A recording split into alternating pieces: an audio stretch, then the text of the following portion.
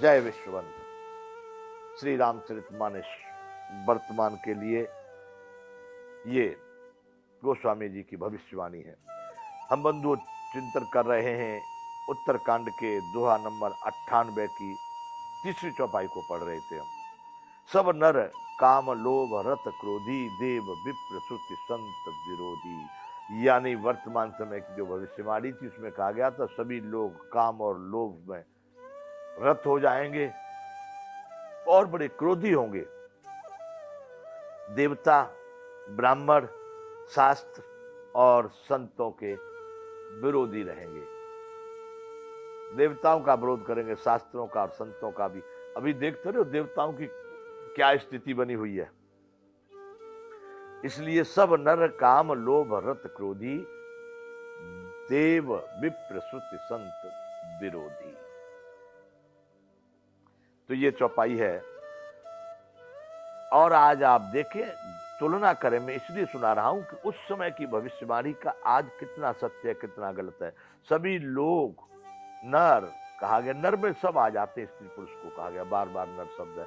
इसलिए सब नर काम लोभ रत क्रोधी, कामी लोभी और क्रोधी होंगे। देव और ब्राह्मण और शास्त्र और संतों का विरोध करने वाले होंगे। और क्या होगा कि गुण मंदिर सुंदर पति त्यागी। स्त्रियों के लिए कहा गया बंधुओं, 98 की चौथी चौपाई। भजहे नारी पर पुरुष अभागी।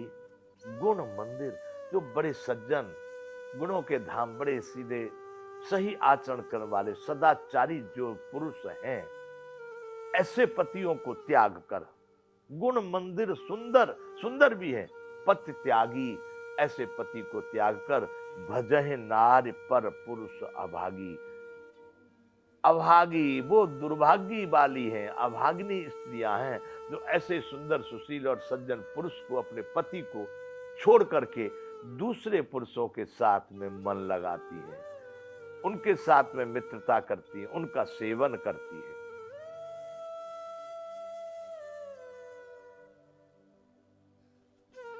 ऐसा कहा गया कि इस समय में आप देखें कितनी स्त्रियां दिखाई दे रही। बंधु इसमें बड़ा बवाल चलता है स्त्रियों का। एक चौपाई आ गई थी, कोई ढोल गमार शूद्र पशु नारी सकल ताड़ना के अधिकारी।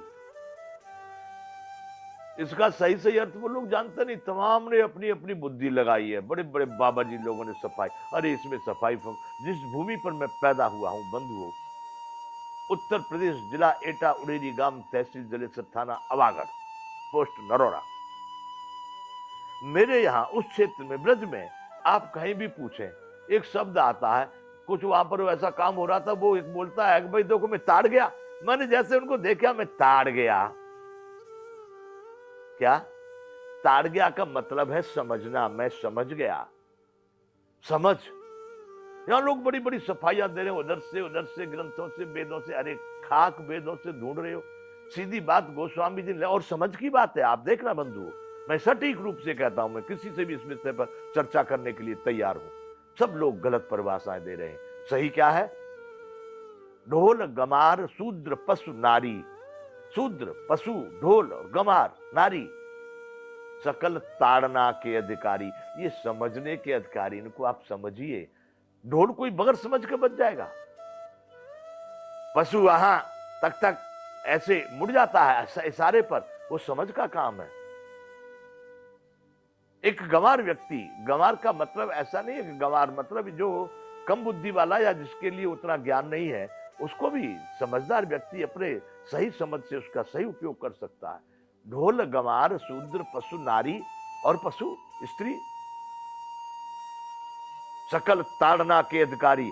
ये बंधुओं में चुनौती के साथ कहता हूं, मेरे क्षेत्र में, मेरे जहां पर मेरी जन्मभूमि है, उस क्षेत्र में आप जाके देखिए, हर आदमी इस बात को कह रहे मैं ताड़ गया, उसको देखते ही ताड़ गया।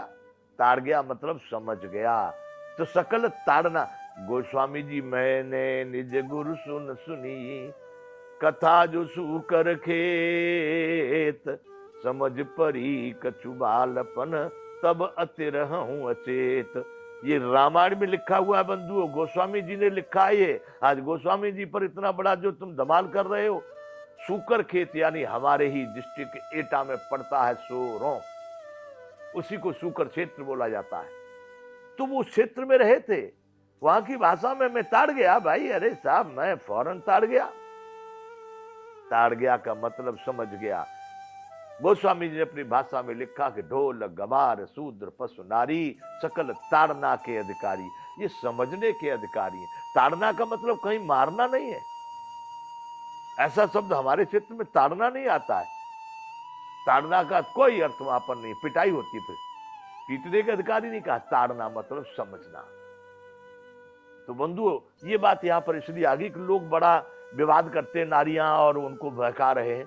अरे हमारी माताओं, भारत की देवियों, तुम इस विश्व की नारी जाति का मुकुट हो, श्रेष्ठता की तुम पराकाष्ठा हो, तुम इनके बहकावे में मत आओ। घर से बड़ा मंदिर नहीं है कोई, घर से बड़ी कोई व्यवस्था नहीं है, घर से बड़ा कोई भी सुख का क्षेत्र नहीं है। उसको त्याग करके रोडों पर रखड़ने में तुमको अपनी विलासता वासनाओं में ऐसा लगता होगा कि बहुत अच्छा है, वहां बिल्कुल नहीं है।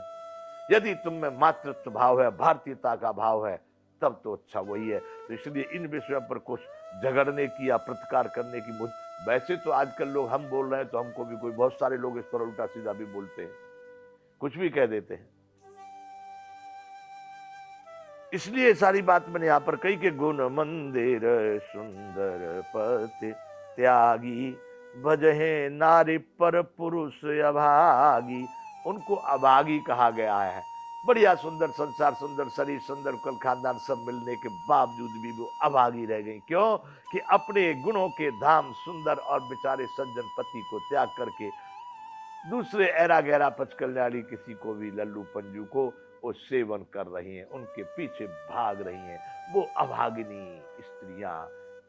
देखना वर्तमान समय की चौपाई, बेटा इन दिनों में ये काम होगा, ऐसा बोला है, ऐसा स्थिति होगी। क्या हो रहा है आप देख लो। सब नर काम लोभ रत क्रोधी, देव विप्र गुरु श्रुति संत विरोधी, गुण मंदिर सुंदर पति त्यागी, भजहे नारे पर पुरुष अभागी। अगली चौपाई है उत्तरकांड के दोहा नंबर 98 की 5वीं चौपाई। सौभागिनी विभूषण हीना, विधवन के श्रृंगार नवीना। सौभागिनी, जो सौभाग्यवती हैं, जिनके पति हैं, उनके पास बेचारों के पास बहुत आभूषण है भी नहीं, और है भी तो वो अपने समय समय पर पहनना चाहती है, रोज टिप टॉप बन करके बाजार में नहीं निकलती। वैसे पत्नियों को कहा गया है शास्त्रों में, श्रृंगार और सजावट और सुंदरता अपने पतियों के लिए ही करनी चाहिए, दूसरों के लिए नहीं। परंतु यहां पर वो विधवाएं ऐसा श्रृंगार कर करके निकल रही है बाजार में, समाज में आगे जा रही है घूमने। और सौभाग्यवती अपने सही जगहों पर अपने आभूषणों से रहित होकर के अपने को ठीक, अपने संस्कृति, अपने धर्म, अपने पतिव्रत को बचाने के लिए बड़ी सहमी सी अपने घर पर बिल्कुल सज्जनता से रहती है। तो सौभागिनी विभूषणहीना, विधवन के श्रृंगार नवीना। जो विधवा हो गई है उनके श्रृंगार आप देखिए, नए नए श्रृंगार करके निकलती है प्रतिदिन। ये वर्तमान में आप देख सकते हैं। आगे गुरु और चेलों की बात आई है। गुरु शिष्य बधिर अंध का लेखा, एक न सुने एक नहीं देखा। गुरु और चेले का बहरे और अंधे का सा संबंध है क्या? गुरु बहरा है और तो चेला अंधा है, एक सुनता नहीं है, एक देखता नहीं है। अब कैसे काम चले बंधुओं, इसको आगे चिंतन करेंगे। यहां पर अभी हम विराम करते हैं। जय विश्व वन।